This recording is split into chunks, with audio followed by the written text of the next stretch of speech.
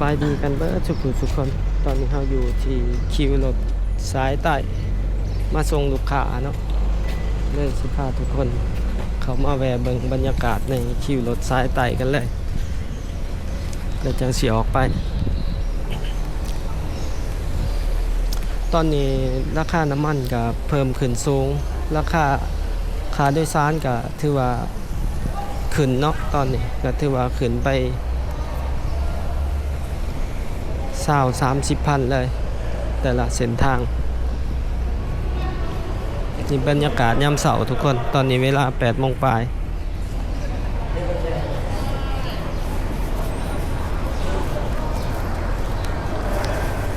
นี่เป็นบรรยากาศคิวรถสวงเสารถที่มาจากทางภาคใต้เนาะแล้วก็มาจากเวียดนามก็ถือว่าเขามาหอดบางคันก็หอดแต่เช้าแต่6 โมง5 โมง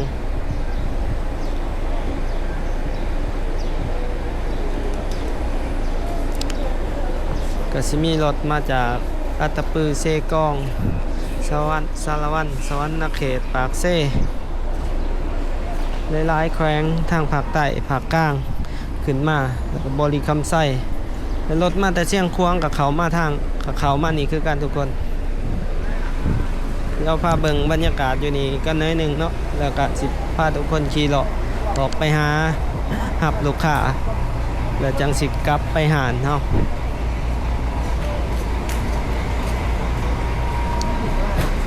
หน้าตาของรถทีแลนเนาะหน้าฮีนกองล้อ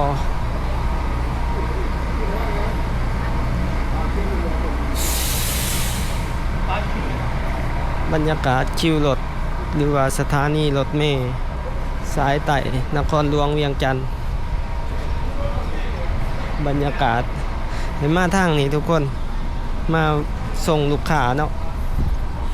จากแถวห้องเฮามาส่งอยู่คิวรถ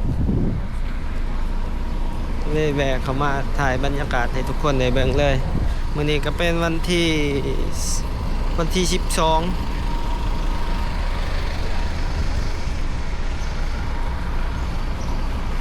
เดี๋ยวเขาก็สิย่างอ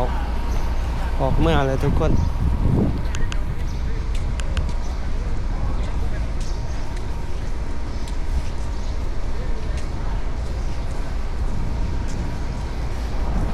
เขาก็สิไปหาหับลูกค้าต่อ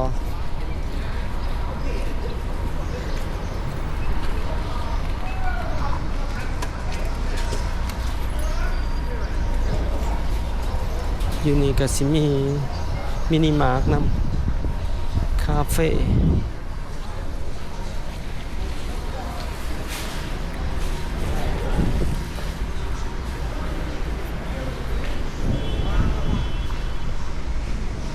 ราคารถก็เริ่มขึ้นกัน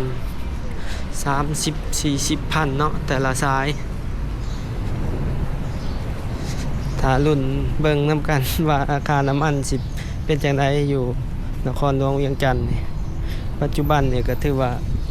แพงขึ้นอย่างละ 9,000 10,000 เลยจากราคาเก่า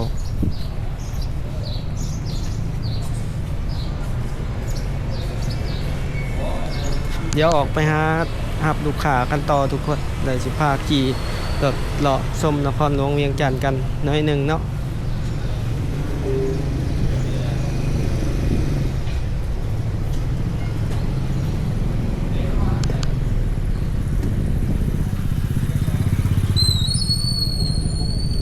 นี่เขาก็รถคันนี้เขามาเดี๋ยวเขาก็สิจับกล่องใส่กับรถ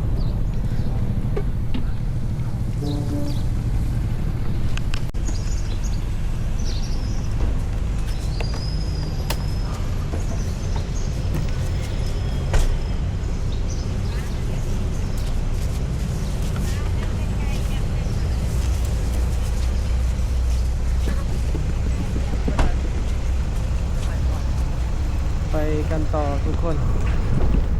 แล้วพาทุกคนออกไปทางถนนไกรสอนเนาะ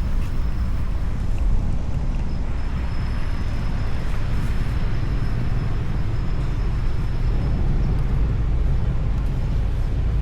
ดี๋ยวเบิ่งออเดอร์ก่อนมีออเดอร์ก่อน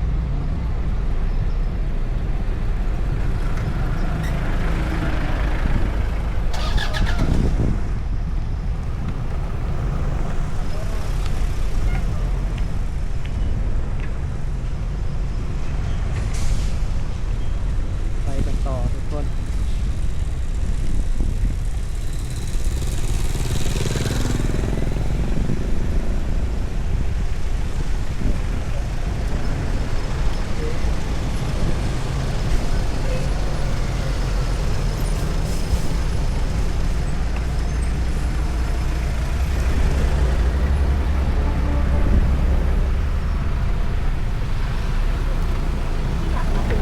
รถร้ายบรรยากาศสองเสาตอนนี้8:30ทุกคน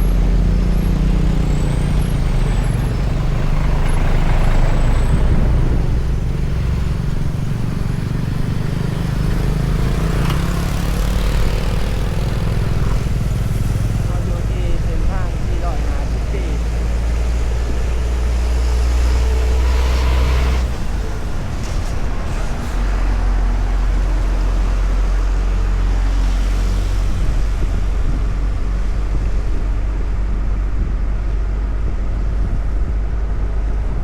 ตอนนี้ยังบ่มีออเดอร์ครับที่แรกอีกรอบหนึงแล้วก็เขาไปเขามาจ้ะ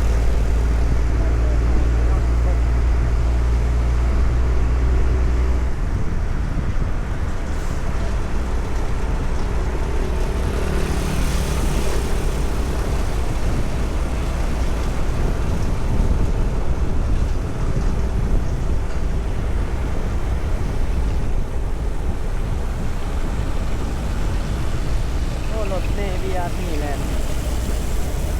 เดี๋ยวไปเบิ่งเส้นทางรถเมล์ BRT ถนนไกรสอนภูมิหาร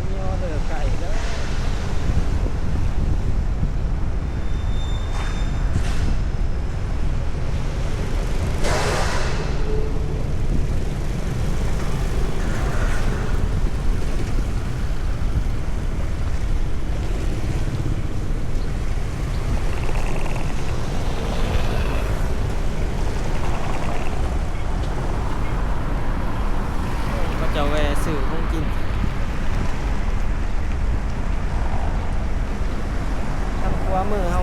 สายมือเขาเป็นปั๊ม24ชั่วโมงทุกคนโอ้ว่าเปิด24ชั่วโมงหรือว่าช่วง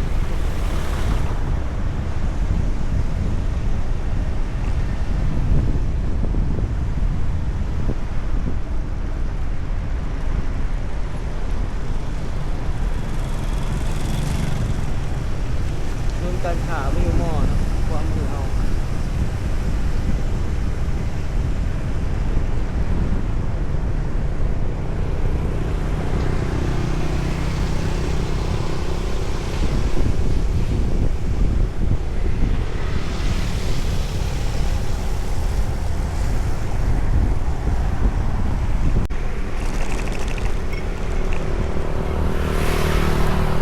ออกมาแลนรถเข้าข้างเขา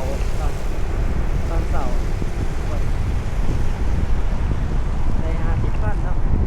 ออกมา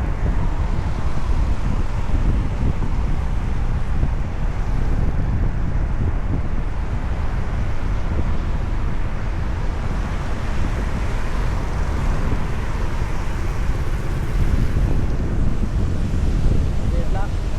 โอ๊กก่อนห้องหมอเรือสางใหม่ว่ามือห้องหมอพงสวรรค์บรรยากาศปรับ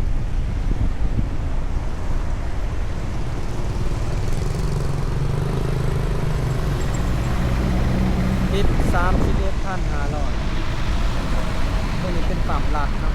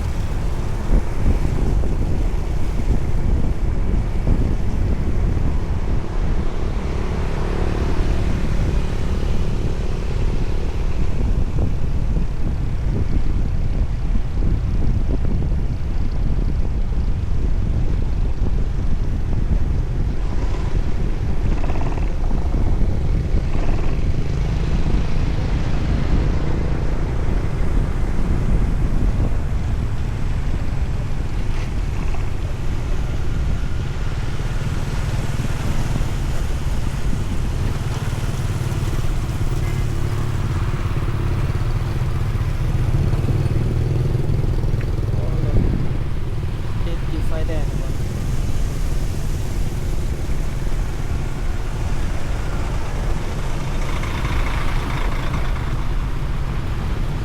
รถนี่ BRT กับแลนเนาะเลนหนึ่งก็รถเขามาถามความรถมี BRT เลย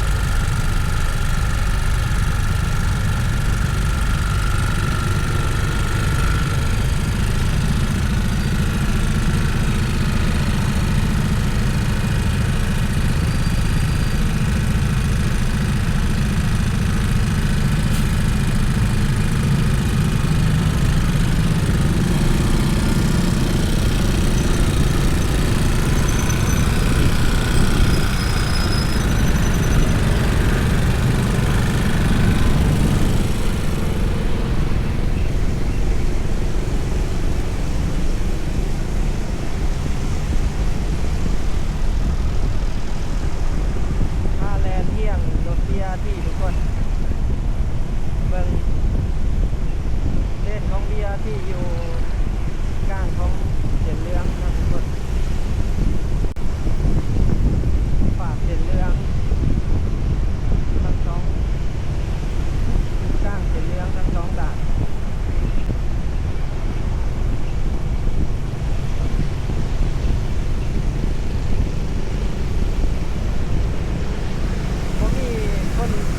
คนเลยคันนี้